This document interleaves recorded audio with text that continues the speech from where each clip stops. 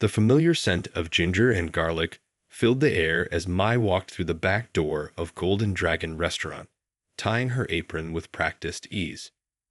Her watch showed 6:30 a.m., another early morning start, just like the thousands before it. The kitchen was already alive with the sounds of chopping and sizzling, mixed with the gentle hum of conversation in both English and Chinese. 6 years of working here had taught her every crack in the tile floor, every wobble in the dining room tables, and most importantly, every trick to keeping 5 plates balanced while dodging busy coworkers. The morning sunlight was just beginning to peek through the restaurant's front windows, creating dancing patterns on the freshly wiped tables. "Morning, Uncle Wang." She called out to the elderly cook who was already preparing the day's soup base. He responded with his usual warm smile and a nod, his hands never stopping their skilled work with the vegetables. In many ways, the restaurant staff had become her second family. They shared meals together, celebrated birthdays, and helped each other through tough times.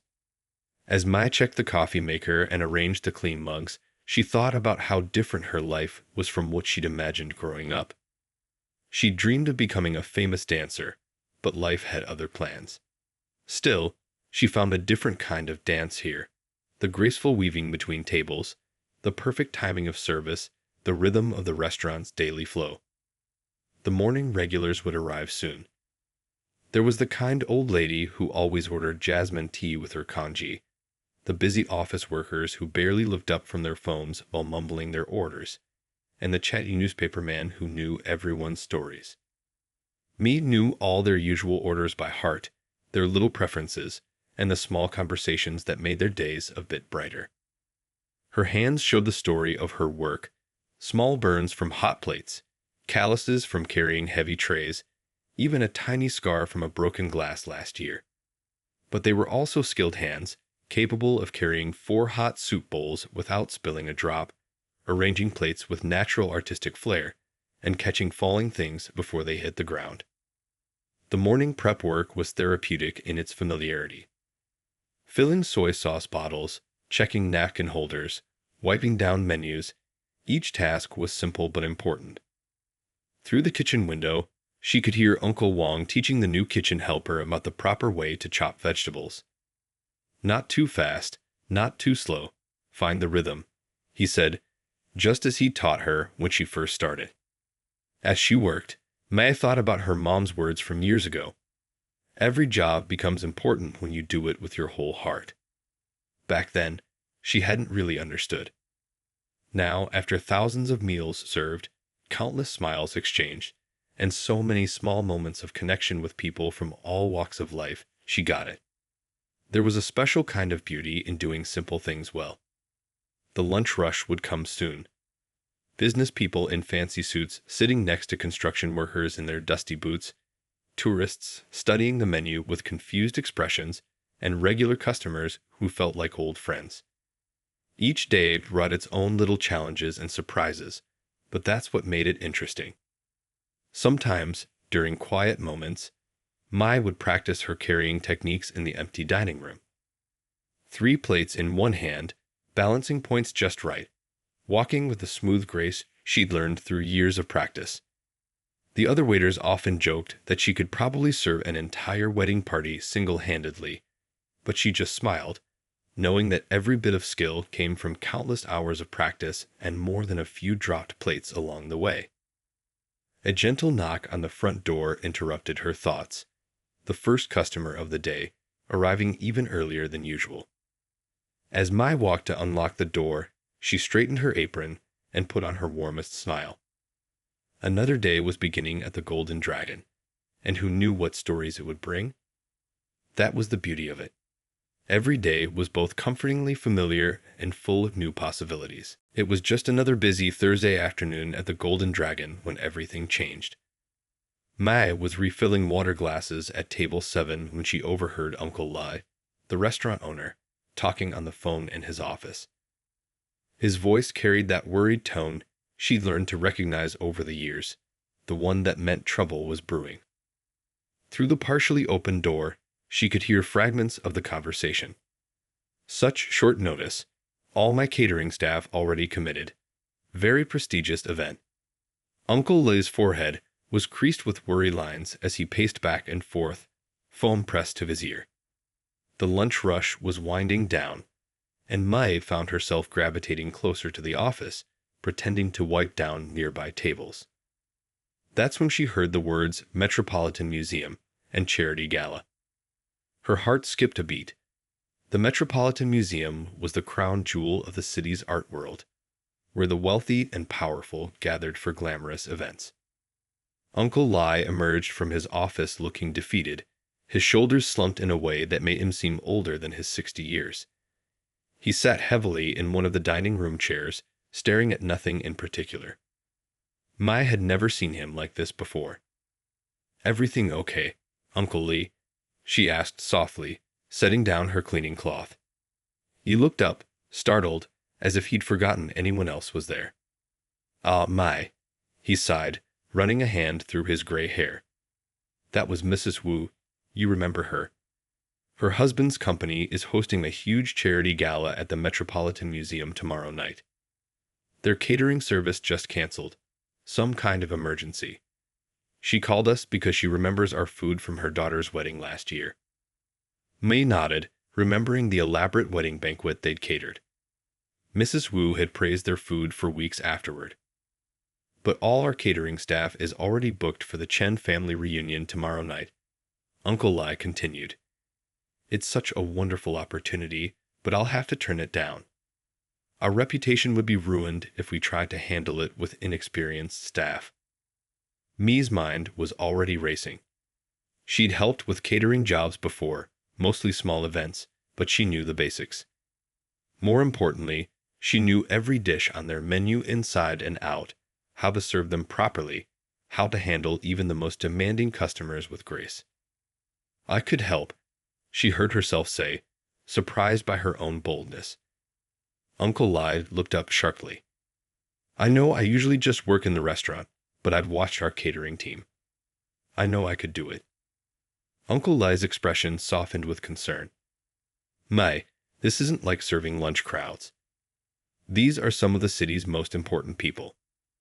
One mistake could damage our restaurant's reputation forever." "Then I won't make any mistakes," Mai said, her voice steadier than she felt. "Please, Uncle Lai, give me a chance. I can handle the pressure. You've seen me during our busiest days." She watched as Uncle Lee considered her offer, his eyes studying her face. She knew what he was seeing. The quiet waitress who'd never called in sick, who stayed late without complaining, who could handle 6 different orders without writing anything down. After what felt like forever, he slowly nodded. "Maybe, yes, maybe this could work. But you'll need help. Let me make some calls. Perhaps I can find a few experienced servers who aren't booked tomorrow night." Mai felt her heart soar. "Thank you, Uncle Lai. I promise I won't let you down." He reached out and patted her hand gently. "I know you won't, child. But this will be unlike anything you've done before. Are you sure you're ready?" May thought about all the challenges she'd faced in this restaurant. The crazy rush hours, the difficult customers, the days when everything seemed to go wrong, but she kept going anyway. This was different, bigger, scarier, but also exciting. It was a chance to prove herself, to show what she was capable of. "I'm ready," she said, and this time her voice didn't waver at all. "What do we need to do first?" As Uncle Lai began explaining the details, the number of guests, the menu requirements, the formal service protocols, Mai felt a mixture of excitement and nervousness bubbling up inside her. Tomorrow night, she would be serving some of the city's most influential people. The thought was terrifying, but somehow, deep down, she knew she could do it. She had no idea that this decision would change her life forever, but she could feel that something big was about to happen. Sometimes the best opportunities come disguised as impossible challenges, and Mai was ready to face this one head-on. The night before the big event, Mi's tiny apartment became a practice ground for what might be the most important service of her life. She'd pushed her old couch against the wall to create more space, and her coffee table was covered with papers, printouts of the gala's menu, serving instructions, and a list of wine pairings that made her head spin. Champagne goes on the right side. No, the left side, she muttered to herself, balancing a tray filled with water-filled glasses. Her arms were getting tired, but she kept practicing. The borrowed serving tray felt heavier than the ones at the restaurant, its silver surface reflecting the dim light of her kitchen lamp. Uncle Lai had managed to find 3 other experienced servers for tomorrow night, but Mai would be leading them. The thought made her stomach do flip-flops. She glanced at her wall clock. 11:30 p.m. already, but sleep felt impossible right now. In her small bathroom mirror, she practiced the formal bow that Uncle Lai had taught her earlier that day. Not too deep, not too shallow, she remembered his words. Show respect, but keep your dignity. Her reflection looked back at her, hair slightly messy from hours of practice, dark circles forming under her eyes. The menu itself was like nothing she'd served before. Fancy French names mixed with traditional Chinese dishes, each with specific serving requirements. She'd written everything down on index cards, reading them over and over until the words started to blur together. Coq au vin, she pronounced carefully, then checked her phone to make sure she was saying it right. The cooking videos she'd been watching all evening had helped, but she still felt like an imposter. Tomorrow, she would be serving people who probably ate at fancy restaurants every week. People who knew how everything was supposed to be pronounced, served, and presented. A sudden noise from the street made her jump, almost dropping her practice tray. Her neighbor's cat meowed through the thin walls, and somewhere in the distance, a siren wailed. Just another night in the city, but everything felt different now, charged with nervous energy.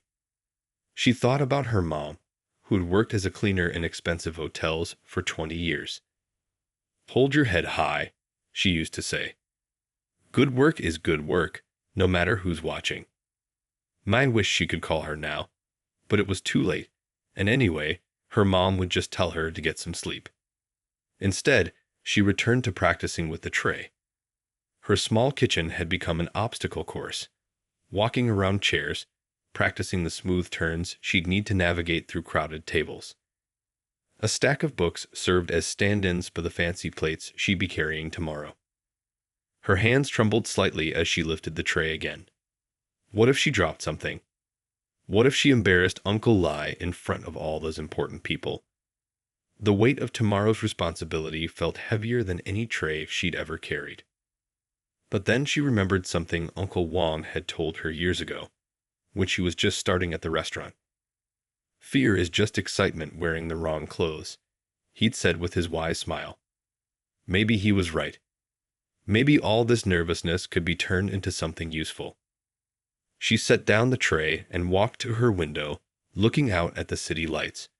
Somewhere out there was the Metropolitan Museum, where tomorrow night's gala would be held. She'd only been there once, on a free admission day years ago. Now she would be returning, not as a visitor, but as part of the staff making the event happen. The thought sparked something in her, a mix of pride and determination that pushed back against the doubt. She might not know all the fancy words or proper protocols, but she knew how to work hard. She knew how to care about doing things right. Maybe that would be enough. Turning back to her makeshift practice area, Mai picked up the tray one more time. Her movements were smoother now, more confident. Each step, each turn, each practice gesture felt more natural. She wasn't just memorizing movements. She was finding her own rhythm, her own way of doing things.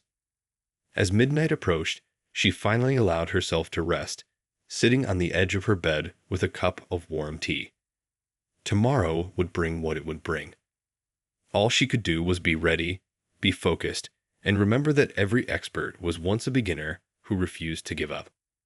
Setting her alarm for extra early, Mai closed her eyes, still mentally rehearsing the steps she'd need to take. In her dreams that night, she danced through elegant rooms with perfect grace, carrying trays of starlight, serving dreams to the gods themselves. The Metropolitan Museum's grand entrance hall sparkled with golden light as Mei and the other servers arrived through the staff entrance. Her comfortable work shoes squeaked softly against the polished marble floor, a sound that seemed too ordinary for such an extraordinary place. The air smelled of fresh flowers and expensive perfume, making the familiar scents of Chinese spices on her uniform feel out of place. "Everyone remembers their stations?" Uncle Lee asked, his voice barely above a whisper. The other 3 servers nodded. They were all professionals, borrowed from high-end restaurants across the city, their crisp black uniforms making Mai feel even more like an outsider. But there was no time for self-doubt now. The first guests would arrive in less than 30 minutes. The kitchen was a world of organized chaos. Professional caterers rushed about with military precision, their chef barking orders in French and English. Uncle Wong stood at his station, calmly preparing his signature dishes as if he was back at the Golden Dragon. He caught Mei's eye and gave her a small nod, a tiny gesture that somehow made her feel stronger. "First round of champagne needs to go out now," called the event coordinator, a tall woman with a clipboard and an earpiece. Mai stepped forward, heart pounding. This was it, her first real test. The tray felt heavier than during practice, 15 crystal flutes catching the light like precious gems. As she stepped into the main hall, Mei's breath caught in her throat. Everything glowed, the chandeliers, the marble floors, the jewels adorning the early arrivals. Ladies in designer gowns that probably cost more than her yearly salary drifted past like exotic birds. Men in perfectly tailored suits gathered in small groups, their watches flashing with every gesture. Her hands trembled slightly as she approached the first group. "Champagne," she offered, trying to keep her voice steady. A woman with silver hair and diamonds at her throat looked Mai up and down before taking a glass. The woman's companion, a man with kind eyes, smiled and thanked her. The first words anyone had spoken directly to her all evening.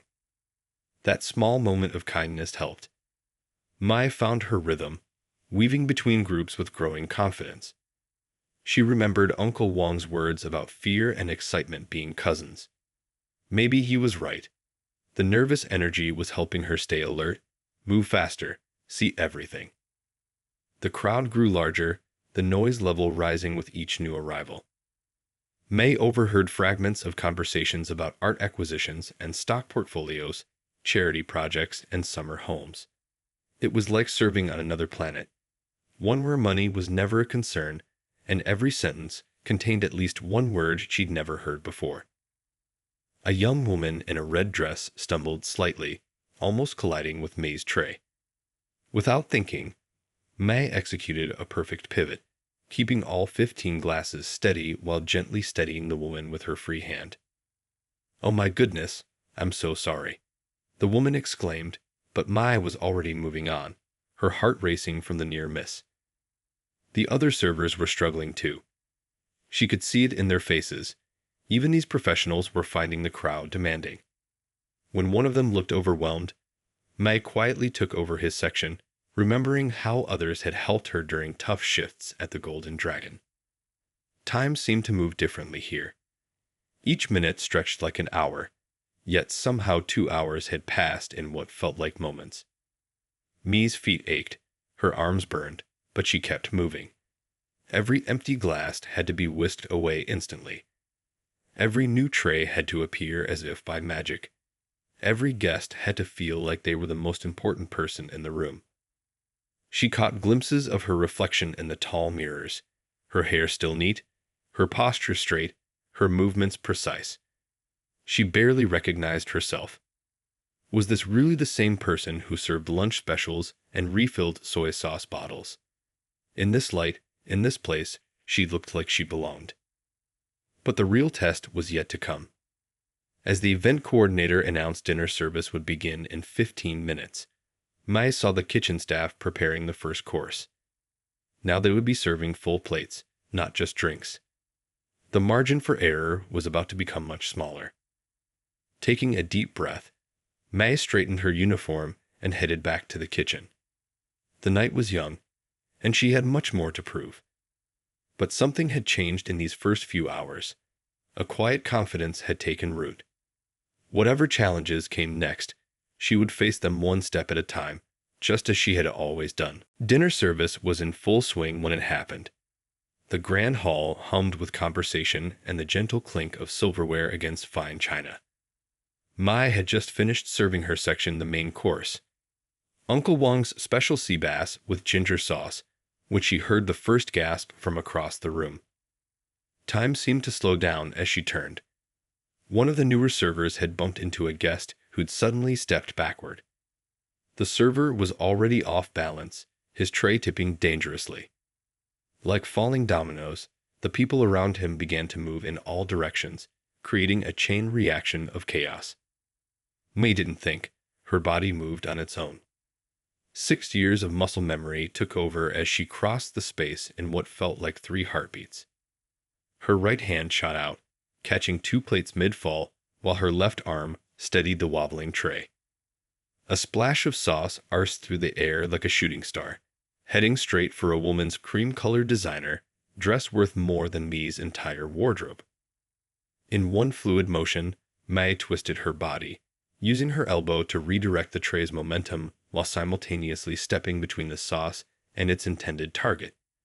She felt the warm liquid hit her back instead of the guest's dress, but she didn't flinch. Her feet found their balance automatically, like a dancer finishing a complex move. The entire sequence took less than 5 seconds. When it was over, Mai stood perfectly still, 2 plates balanced in one hand, her other arm keeping the tray level, her body shielding the guest from what could have been a costly disaster. Not a single drop had reached any of the guests. The only casualty was her own uniform, which had caught the wayward sauce. The silence that followed felt endless. Mai could hear her own heart pounding in her ears. Then, from somewhere in the crowd, someone began to clap. Like a wave, the applause spread through the room. The woman in the cream dress turned around, realizing what had almost happened, her eyes widening in surprise and gratitude. "That was extraordinary," said a deep voice from nearby. An older gentleman stepped forward. May recognized him as one of the city's most famous food critics, though she tried not to let it show on her face. "Where did you learn to move like that?" Mai felt her cheeks warm, but kept her professional composure. 6 years at the Golden Dragon restaurant, sir," she answered honestly. "You learned to think fast there." The critic's eyebrows rose with interest. The Golden Dragon. That charming place downtown. He turned to his companions. "Their dim sum is a hidden gem, you know. But I never expected to see such orchestrated grace at a formal event like this." The young server whose tray she'd saved looked mortified, but May gave him a gentle smile. "Could you please bring me a new uniform jacket from the staff room?" she asked quietly, giving him a graceful way to step away from the situation. He nodded gratefully and hurried off. As Mai continued her service, she noticed a change in how the guests looked at her. The invisible wall between server and served had shifted somehow. People began asking her name, complimenting her skill, even requesting her specifically for their tables. But she made sure to share the attention, smoothly introducing the other servers into conversations, making everyone part of the team. In the kitchen, Uncle Wong beamed with pride when he heard what happened. "I told you," he said in Chinese, "fear and excitement are cousins. You turned one into the other out there." Uncle Lei appeared near tears, though he tried to hide it by polishing his glasses repeatedly. The event coordinator, who had watched the whole scene unfold, pulled Mai aside during a brief break.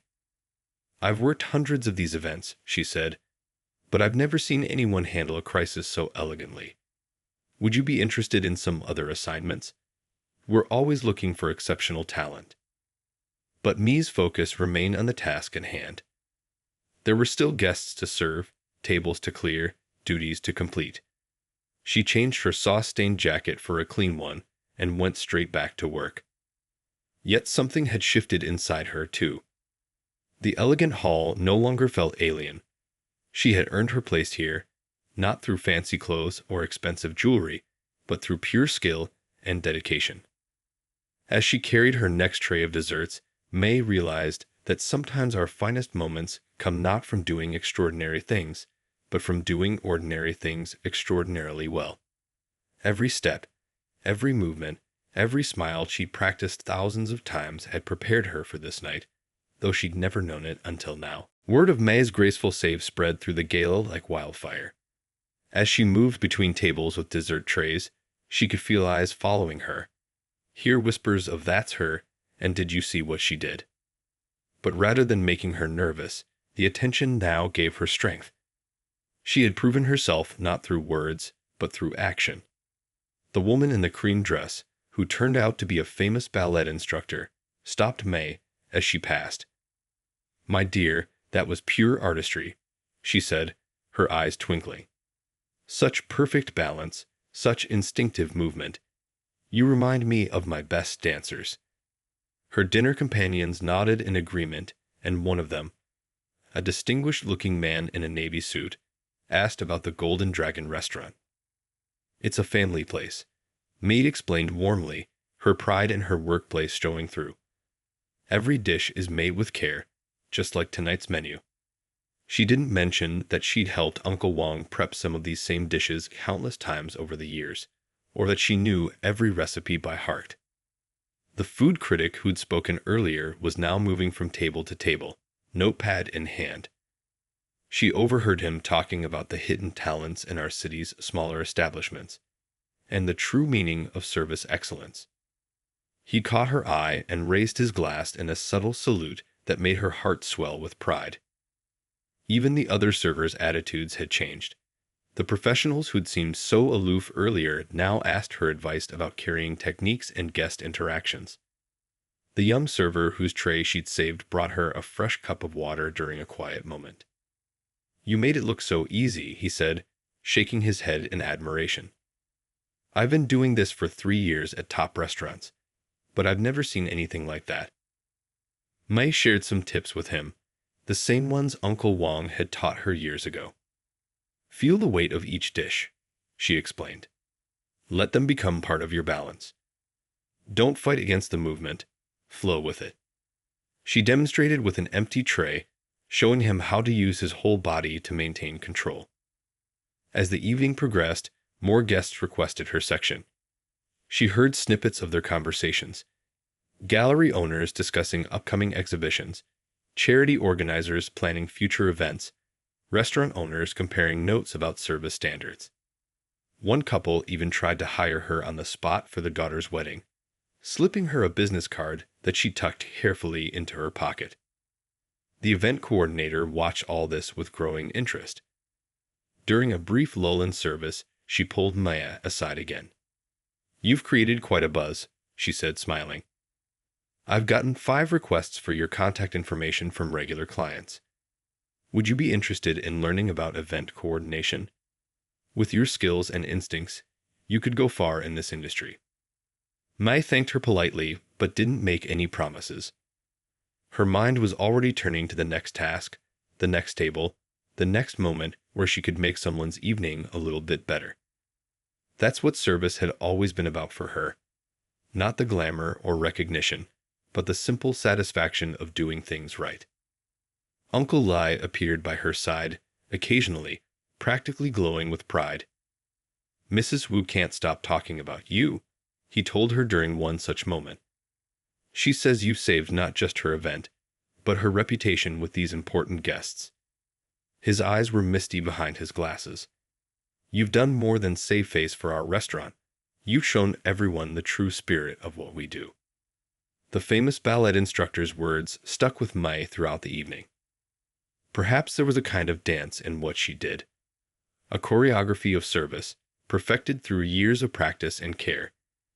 Each step, each gesture, each interaction was part of a larger performance, one that turned simple acts of serving food into moments of connection and grace. As the evening drew to a close, Mai found herself handling the final tasks with the same care she'd shown at the beginning. Even tired feet and aching muscles couldn't dim the quiet joy she felt. She'd stepped into this glittering world of wealth and influence, but she hadn't needed to become someone else to succeed here. Her own skills, developed through years of ordinary workdays, had proven more than enough. The last guests were gathering their coats when the food critic approached her one final time. "Young lady," he said, pulling out his card, "I'd like to talk to you about something. I'm writing a piece about excellence in unexpected places, and I believe your story needs to be told." Mai accepted the card with a respectful bow, realizing that this night might be more than just a single evening of triumph. It could be the beginning of something new. The morning after the gala, Mai arrived at the Golden Dragon, just like any other day. But everything felt different. The newspaper on the counter already carried the food critic's first column about the event, with a whole paragraph dedicated to the serving angel, who had transformed a potential disaster into a moment of grace. Uncle Lai had the article framed by lunchtime. Regular customers read it while waiting for their orders, pointing at May with smiles of recognition. The tiny restaurant was buzzing with pride. One of their own had shined in front of the city's elite. The delivery boy ran in with 3 different newspapers, all carrying similar stories. "Look," he said excitedly, "they're calling you the Kung Fu waitress." Her phone hadn't stopped buzzing since morning.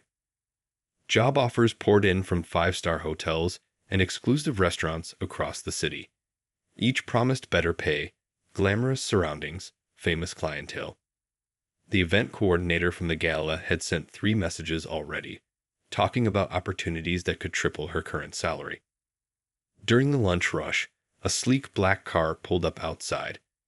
The woman in the cream dress from the gala, the ballet instructor, walked in, looking somewhat out of place among the casual diners. But she sat down at a simple table, ordered a bowl of noodles, and watched my work with professional interest. "You know," she said when Mai brought her order, "what you did last night wasn't just good service. It was performance art. The way you move, the way you handle space and balance. These are gifts that could be developed." She laid her business card on the table. "If you're ever interested in learning more about movement and dance, come see me. It's never too late to explore new paths." Uncle Wong, overhearing from the kitchen, nodded in approval. "See, I always told you that serving is like dancing. Both need heart, skill, and practice." He went back to chopping vegetables, but Maya could see his proud smile. The afternoon brought more surprises. The food critic's full article appeared online, celebrating not just Mi's dramatic save, but the whole culture of dedicated service professionals who quietly make special events possible. He wrote out the years of practice behind every smooth movement, the dedication that turns ordinary tasks into art. Local TV stations called asking for interviews. Food industry magazines wanted photo shoots, but Mi kept working, carrying plates, refilling tea, making sure every customer felt welcome, just as she always had. The only difference was the growing stack of business cards in her apron pocket. Uncle Lai called a staff meeting after closing time. Everyone gathered around the biggest table, sharing tea and leftover dumplings. "So," he said, looking at Mai with fatherly concern, "which fancy restaurant will you choose? You deserve the best opportunity." Mai looked around at the familiar faces. Uncle Wong, who had taught her everything about balance, the young busboy who reminded her of herself 6 years ago, the regular customers who felt like family. The elegant world of last night's gala seemed very far away. "Actually," she said slowly, "I've been thinking. What if we started a training program right here? We could teach new staff members everything I've learned, all our little tricks and techniques. Maybe even offer special service for events." Her eyes lit up with enthusiasm. "We could combine Uncle Wong's wisdom about movement with everything I learned at the gala." The idea caught fire immediately. Uncle Lai started talking about expanding the catering service. Uncle Wong suggested special classes in what he called the art of graceful service. Even the busboy chimed in with ideas about social media promotion. Later that evening, walking home, Mai felt at peace with her decision. The phone in her pocket still buzzed with offers from prestigious places, but her heart was full of new dreams. She imagined the Golden Dragon becoming known not just for its food, but for its service excellence. She thought about sharing her skills with others who, like her, saw beauty in doing simple things extraordinarily well. The lights of the city sparkled around her, reminding her of the gala's chandeliers. But now she understood something important. Real excellence doesn't need crystal and champagne to shine. It grows in small restaurants and quiet moments, in years of practice and care, in the choice to do every task, no matter how simple, with your whole heart. Tomorrow would bring new challenges and opportunities. But tonight, Mad walked home knowing she had found her true path. Not in escaping to a fancier world, but in making her own world more extraordinary, one small act of service at a time.